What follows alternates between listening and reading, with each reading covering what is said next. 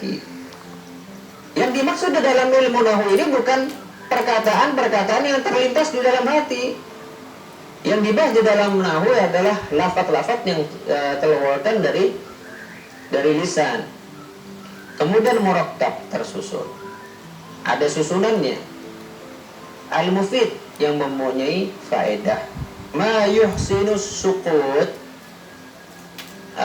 al-mukhatab. Ketika mukhatab, orang yang diajak bicara, ketika mendengar lafaz-lafaz yang tersusun itu, dia menjadi paham tanpa menunggu keterangan berikutnya. Ini maksud daripada mufid yang diterangkan oleh musannif. Kalau lafaz yang disampaikan itu belum mufid, maka belum dikatakan kalam di sini. Kemudian yang kriteria yang terakhir, di mana lafaz yang tersusun tersebut yang berfaedah dikatakan kalam kalau ada wada'nya, kalau ada gosatnya, qasad daripada mutakallimnya, qasad daripada yang berbicaranya. Nah, kalau seandainya dia mengutarakan sesuatu tapi tidak mempunyai qasad, tidak mempunyai tujuan, maka di sini tidak bisa dikatakan sebagai kalam. Seperti omongannya orang yang ngigo sambil dia mengeluarkan lafaz-lafaz. Apakah dikatakan kalam? Tidak, karena apa? Tidak mempunyai qasad di sini. Seperti perkataannya orang yang mabuk, hilang akal, dia tidak sadar, ngomong sana sini, maka juga tidak dikatakan qasad. Seperti burung beo. Ketika kita masuk ke rumah salah satu teman kita, burung beo-nya mengatakan Assalamualaikum. Apakah ada tujuan daripada sang burung beo mengatakan mengutarakan salam kepada kita? Tidak ada qasad, maka kita tidak mengatakan bahwasanya salam dari burung beo tersebut adalah al-kalam. Jadi untuk mengetahui lafaz itu adalah kalam atau bukan, harus terkumpul di sini berapa kriteria? 4 kriteria.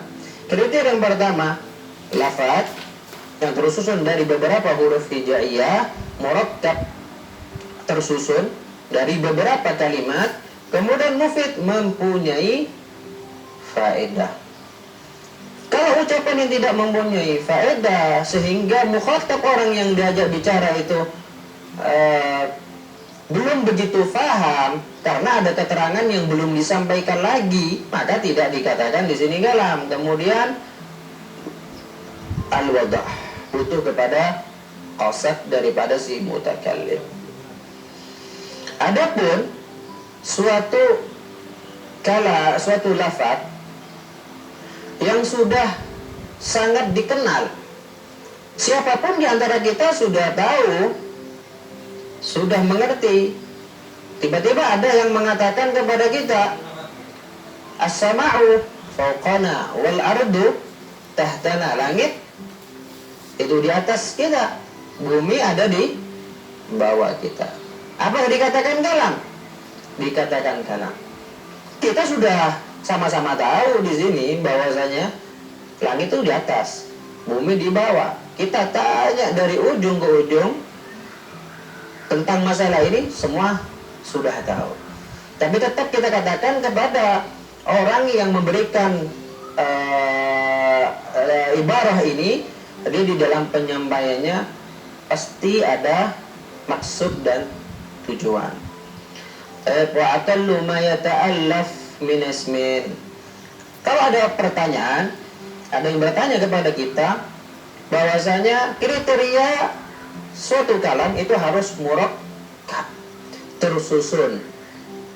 Berapa batasan minimalnya tersusun itu? Di sini musannif memberikan kita kaidah, paling sedikitnya susunan itu terdiri daripada 2 min ismin, daripada 2 kalimat.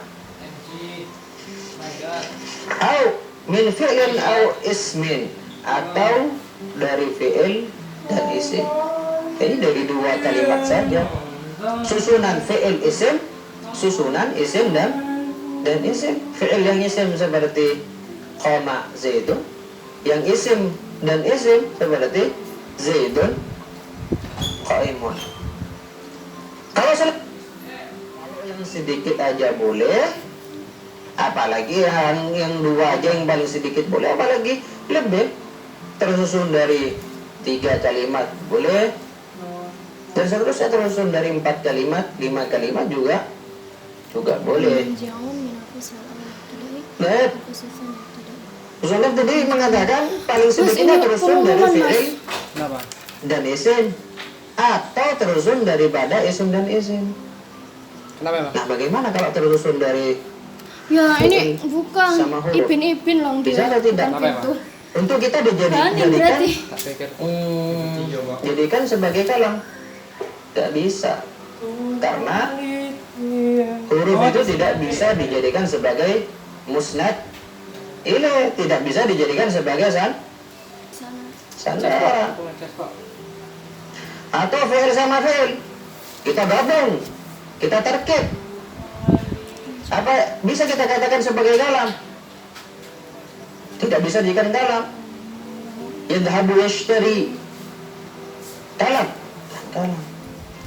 Kenapa? Karena fi'il tidak bisa dijadikan sebagai sandaran atau musnad ilaih. Atau huruf sama huruf ditarkib, disusun, apalagi seperti itu tidak bisa dijadikan sebagai kalam. Yang satu-satunya bisa dijadikan sebagai sandaran adalah isim. Fi'il ditarkib kepada isim, isim ditarkib kepada isim. Kalau ibarah yang disampaikan oleh Ibnu Malik di dalam alfiyahnya, kalamuna lafdun mufidun mustaqim. Kalam menurut kita ulama nahwu, lafdun mufid ialah lafaz yang berfaedah istaqim, seperti contoh istaqim. Tapi istaqim ini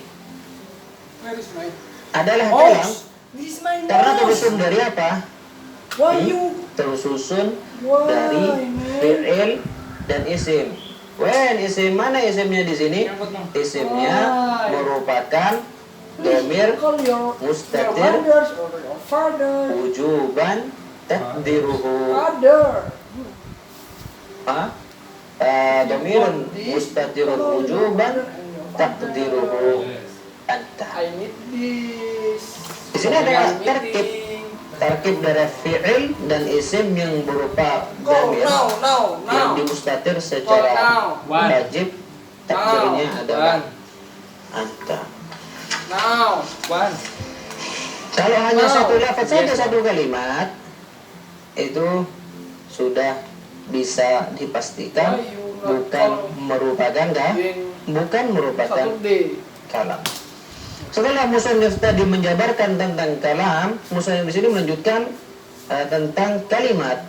Kalimat itu apa? Kalimat adalah qaulun mufrad. Qaulun mufrad. Satu qaul yang mufrad, yang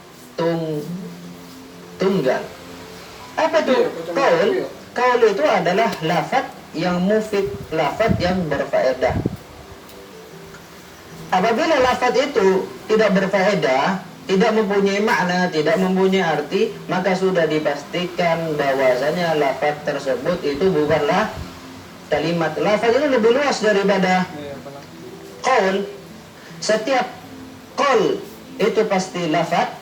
Setiap lafaz belum tentu qaul. Karena kita dapatkan dari beberapa lafaz itu tidak mempunyai makna atau arti.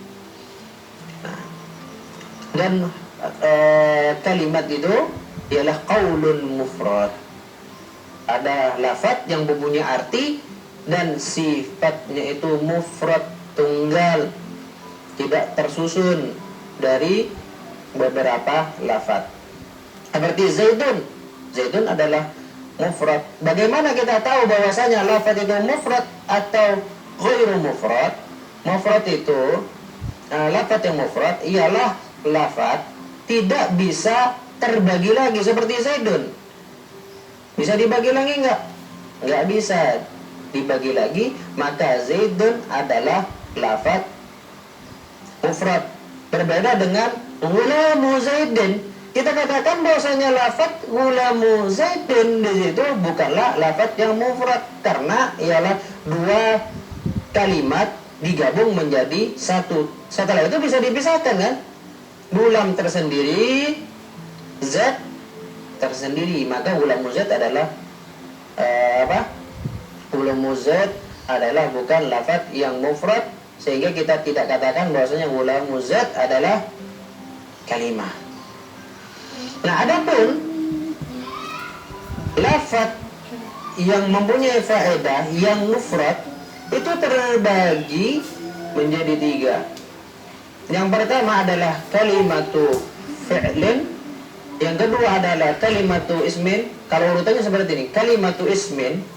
Yang kedua adalah kalimatu fi'lin, yang ketiga adalah kalimatu harfin. Hadirin pemirsa Dalwa TV dan para santri yang mudah-mudahan dirahmati oleh Allah Subhanahu wa taala, sekian apa yang bisa Ana sampaikan, kurang lebihnya Ana mohon maaf. Insyaallah pelajaran berikutnya akan diulas pada video berikutnya. Wabillahi taufiq wal hidayah wal ridha wal inayah. Assalamualaikum warahmatullahi wabarakatuh.